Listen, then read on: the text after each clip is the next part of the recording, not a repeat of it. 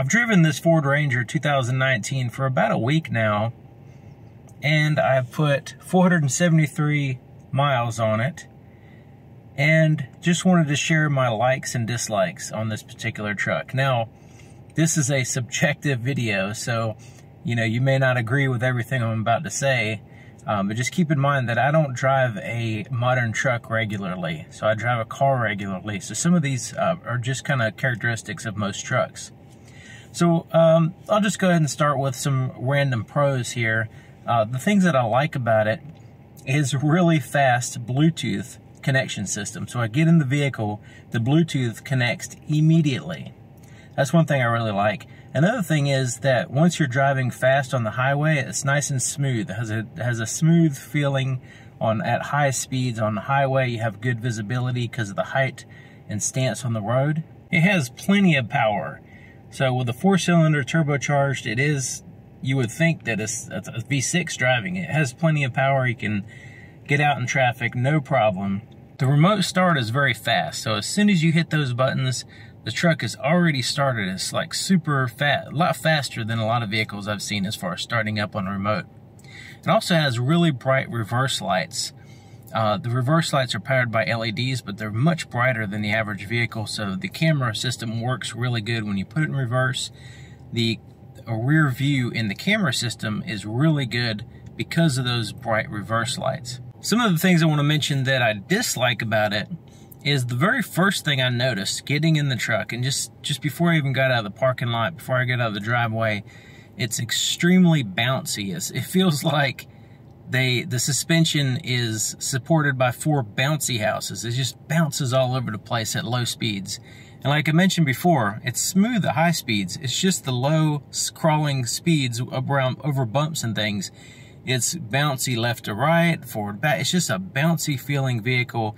And the first day I was almost getting car sick driving it because there's so much bouncing going on. Now I'm more accustomed to it, and I think that might be because I'm not accustomed to driving a truck regularly. So I'm, in the trucks that I have driven a lot, or like Ram trucks, they don't have that bounciness. They don't have leaf springs or whatever. They have coil springs. They're a little bit smoother. So that's one thing that was a major con. As soon as I just didn't like it at all, at first driving this truck. Another thing I don't really care for is the automatic stop start. You have to turn it off every time you start the vehicle. I wish that you can just turn it off and it stays off. That would be ideal for me. Another thing is the headlights are not very good. They're standard halogen bulbs, and they're just kind of like, they seem like 90s technology. I mean, there's just nothing really special about the headlights. They just don't seem to be as good as vehicles. I mean, 2019 vehicles should have, better than 20-year-old, headlights. And these are just kind of below average, in my opinion. The interior lights are not very good either. So there's no glove compartment light. There's no center console light. There's no floorboard illumination. There's nothing like that. It's just kind of, there's some backlit lighting, but it could be a lot better. Maybe I'm just spoiled with the proximity key system, but this one has a regular key that you have to start the truck, and it's a little bit inconvenient, especially considering you can remote start it, but you still have to push the buttons to unlock it, lock it, and turn the key to start it.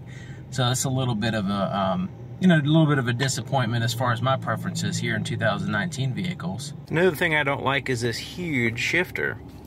So this shifter kind of gets in the way a lot. It gets in the way of the climate control.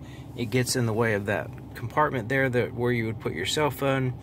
It's just this huge, unnecessarily big shifter. It seems like that could be sized down, repositioned a little bit further back or something, so it's not constantly getting in the way. Another thing that's really annoying that I don't like is the constant pop-ups on the screen. So as you're driving, there's these pop-ups on the screen that they don't go away automatically. There pops up a full paragraph of text in which you have to read and then make a choice on the screen as you're driving. And there's no way for that. You have to do something. It demands that you stop what you're doing, what you're driving, and attend to this stupid pop-up that is not even that relevant, like connecting to a Wi-Fi or we can't connect to your phone right now. It's like, you know, that's not more important than me driving on the road. And for me to see the navigation map or whatever it is on the screen that I need to look at, I want to just glance and look at it. I don't want to have to like, oh, now there's this paragraph I have to read and make a choice while I'm driving in order to get to that particular thing.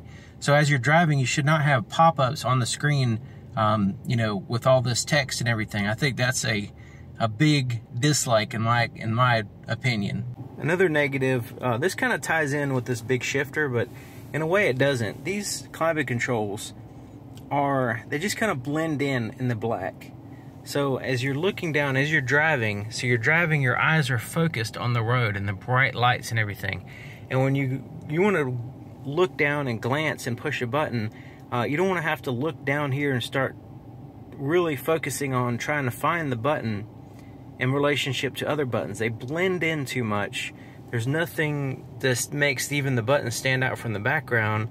At nighttime it's a little bit better because they're backlit, but during the day it's just you know, the camera is now focused in on them so you can see them a little bit better, but glancing down with your eyes, it's not very easily, the buttons aren't easily distinguished from each other or the background. So you have to really spend a moment or so to look at the buttons, try to figure out which one you want to press, then press it.